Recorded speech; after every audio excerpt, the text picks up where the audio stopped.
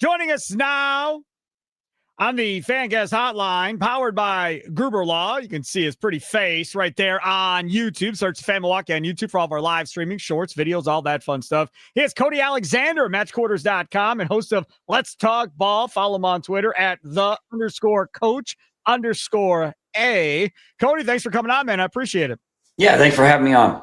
All right, so you had put out some video earlier today about the Packers defense, and really, I feel like that is more of a story with this Packers team right now in their 2-0 start, more than it is the Packers offense being the story. So I kind of wanted to focus there.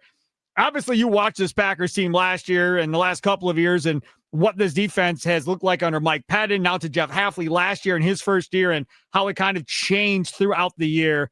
But talk about the difference that you see now and what Jeff Hafley is able to do with Micah Parsons versus maybe what he wasn't able to do last year.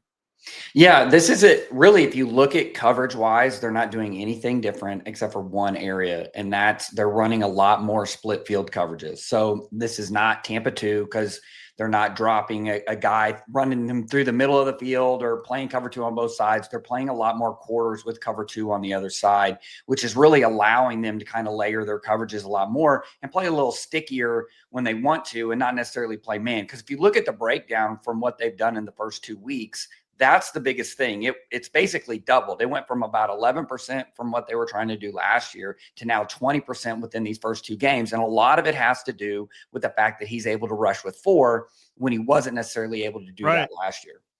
The other part about this, too, is you've seen guys like Lucas Van Ness all of a sudden break out. Van Ness is a guy that, I don't know, I had zero faith in coming into this year, if we're being honest, none whatsoever. But he's had some impact plays the first 2 weeks. Rashawn Gary gets home this last game as well. Devontae Wyatt, Colby Wooden. Other guys are having impacts. How much of that in your mind correlates directly to Micah Parsons versus them all of a sudden becoming that much better? I think it's twofold. One, obviously, Micah Parsons is going to set the protection. You can move him around. You can use him as a leveraging tool to get one-on-ones for these other guys. I think it's also the use of McDuffie in their 4-3, their base 4-3. They're letting him walk down on the line, creating these 5-man fronts. So if you've ever watched a 3-4, it looks almost identical. The problem is you don't have a 3-4 on the field. You have a 4-3. And so what they're doing is by putting those 5 guys on the line, you're creating one-on-ones. That's why like a guy like Vaness, who was trying to play a wide 9 and hit home from out wide, can now go on top of a guard or can now really hit that inside shoulder of a tackle. And so it changes the way that your rush patterns are, and it's allowing a lot of these guys to get one-on-ones. And the nice thing is it's hitting home. They're actually winning these one-on-one matchups. You know, the other thing about this, too, talking with Cody Alexander, matchquarters.com, and host of Let's Talk Ball, joining us here on Wisconsin Sports Daily, served up by Wendy's on the Fan. Steve Sparky, Pfeiffer with you. When we talk about the linebacking core and what this means for them, there's been reports here in the last couple of days that they're getting ready to give an extension to Quay Walker, possibly the inside linebacker for the Packers, who up until last year, prior to getting hurt, where he had a couple of really impactful weeks, really hasn't been the guy that I think everybody thought he was going to be. But it's like Jeff Hafley kind of unlocked something and figured out how to use him to the best of his abilities. How has Walker looked on tape to you?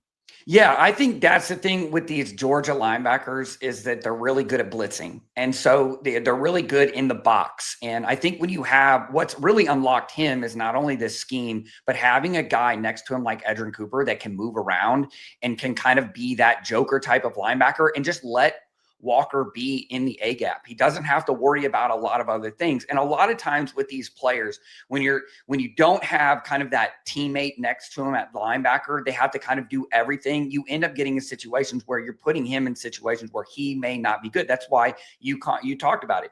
There's games he looks really good. And then there's games where you're like, man, I don't remember him making a play. But I think with the way that they have the linebacker structured now, it is exactly what Hafley wants. He's got a guy in McDuffie who can go down and play the tight end when they want to get big. They've got a guy like, the rookie from last year. Where Edgerrin Cooper is an absolute stud. Yeah. Oh, yeah. And they can. And the nice thing with Cooper is it gives them also another guy opposite Micah Parsons that you can walk down and blitz the edge. So I think with that, it simplifies what Walker wants to do, and it allows him to just be the best player that he can possibly be. The other thing, too, is Brian Gutekunst. He's the one that put this whole thing together. He's the one that gave up a couple of ones and Kenny Clark, obviously, to get Micah Parsons and got that deal done.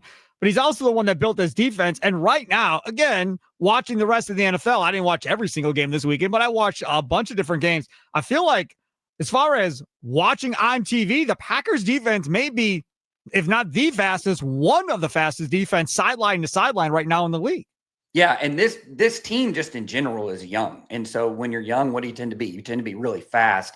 And I think that we're really seeing this. It's not that this isn't gimmicky, right? Like this isn't like we're playing a bunch of sub packages and we got a bunch of DBs and we're just chasing everybody down. But what happens when we get hit in the mouth? No, they're running base 4-3. They're getting up, they're meeting you physically up front. And then, oh, by the way, everybody on this field is extremely, extremely fast. And we have these leverage points at every single spot. We have Micah Parsons, we have Cooper, we have McKinney that can all be these kind of leverages at each spot. When you have that, and then your corners are playing as well as they're playing, that usually tends to be one of the better defenses in the league. The other thing is the cornerback situation. Keyshawn Nixon at the end of last year, had been the Packers special teams guy for a couple of years, said, I want to be CB1. This last week, 5 pass breakups.